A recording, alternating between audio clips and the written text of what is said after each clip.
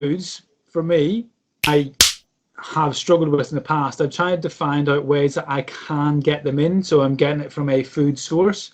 Because the other thing with that is you're not just getting a specific vitamin or mineral, you're getting basically a basket full. So one of the ways I've found is good to get a lot of the vitamins and minerals out of vegetables is to make smoothies. So you can add supplements on top of that. So like your green drinks and your red drinks that are all the rage at the minute, and you can find them on places like Amazon and whatnot. And we'll have a chat later. Maybe we'll link them down below. Yeah. There's plenty of things out there, but just stick in spinach and kale and broccoli and celery and stuff into a food processor with a bit of pineapple, and it's drinkable. Do you know what I mean? And it's a good way, because then, like we mentioned earlier, really consciously chewing your food. Well, if it's then liquidized, it then becomes that bit easier for your body to then try and digest it. I'm not saying that Crohn's and colitis, well, you're eating a liquid diet from now on. Yeah, that's it. But it is a tool that you can use to help top up any sort of deficits if you don't have the money to be going out and buying tablet formed vitamins and minerals, which I wouldn't suggest is necessarily the best method, but certainly it's a lot cheaper to then make it straight from scratch into a smoothie. Yeah. And then that brings me on to my next one. So you talked to me about peanuts before, and peanuts is a great source of oils and fats. And again, like I love peanut butter, and I used to have it quite a bit before I ended up having to have surgeries, and it would never have caused me issues before, not that I was aware of them anyway. Yeah. But certainly whenever I would consume it when I had a J pouch, it would come through and it would be little tiny chunks of peanuts. And it would be all chewed up, but it would be like sand. If that's the way to describe it, it would be like sand in my sort of sausage bag. So as you can imagine, that consistency then passing through your anus whenever you've gone back to a J pouch was not fun whatsoever. And I thought may as well wipe your bottom with sandpaper. Yeah, I thought my love affair with peanuts was over, but. I can, if I eat it with something that's a bit stodgy, I can still eat peanuts in a small quantity. But what I've done is I'll buy just ordinary untreated peanuts from the supermarket. So you can get them from many supermarkets now where they haven't really done anything in terms of processing other than stick them in a packet. Whole Foods generally, aren't they? Yeah, I mean, the one I've bought is a supermarket's own brand, but you can get lots of like Whole Foods and various other people where they just haven't treated them at all, which I would urge people, that's probably the best way to get them. And then I just put them onto a pan. You can and sometimes I'll drizzle it with coconut oil or olive oil, or sometimes I'll just put them in dry and basically roast them myself in the oven, and then I'll put them into a food processor and blitz it until it is literally nothing. So it grinds it right down to like a fine dust powder. If I put olive oil into it and I've topped the olive oil up as I've blitzed it, it actually makes itself into a peanut butter. And then I'm able to put that in, mix it up with yogurt or whatever in the morning for a bit of breakfast with some fruit. And then I'm able to have, how I'm able to have the nuts in, and I actually don't get any irritation. Yeah. What sort of things have you found with foods that you previously maybe have enjoyed, or they are good for you, and you've maybe got like a trick to getting them in? Well, one of the ones, like I said, I spoke about before, supplementing protein, really.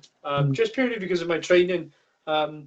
Just don't want to end up in the deficit. Don't really want to be kind of going catabolic. So stay on top of that. Like I said, I put the protein powder, and generally I would use either the USN, or I'd use a casing, which is slow release, and put that into a porridge.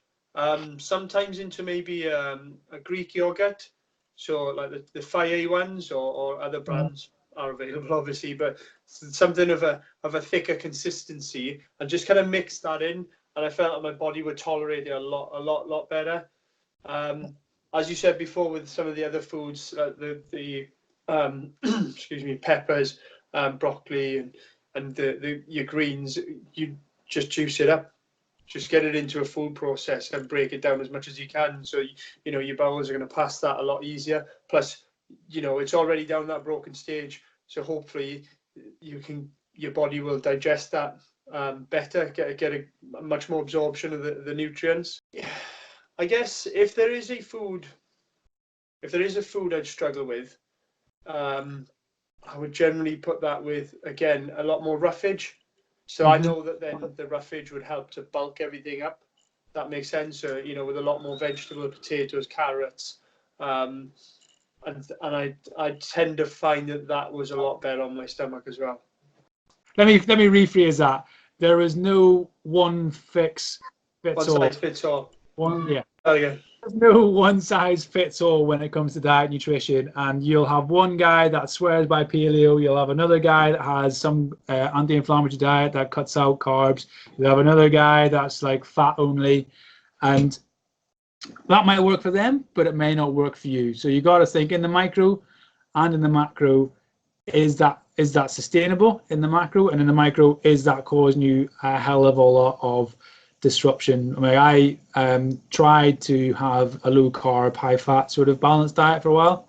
I couldn't handle it because without the carbs in there, and I could not eat enough cauliflower to take over what a slice of bread would do. The level of acidity in my system was quite high because without a large intestine, we're not able to absorb the essentially the bile that comes out of your stomach. So that will leak into your small intestine, but by the time it gets into the large intestine and by the time it gets to a normal person's rectum, it's generally speaking nullified. That's not the case whenever you've got a J pouch or an ileostomy. So those are all things, but different people. That's what I'm saying. That didn't work for me, but it could work for somebody else. So definitely experiment. And like John's already alluded to, there's a website for people like us in the UK called Crohn's and Colitis UK. And equally, there are websites in America. One that I know of is Crohn's Colitis Foundation. I believe that they will all talk to each other and generally have a consensus on the stuff that they pump out in terms of advice.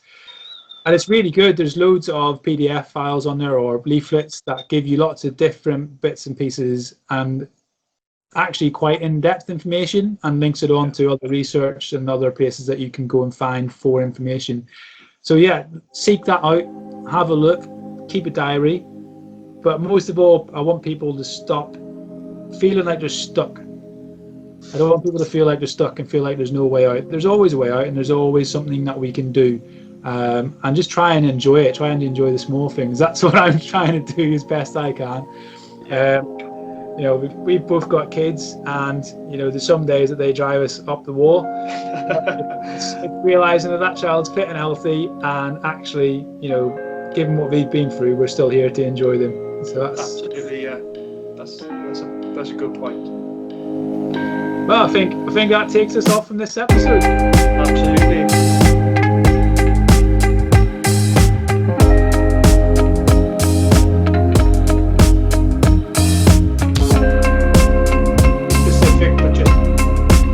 Let's go for it.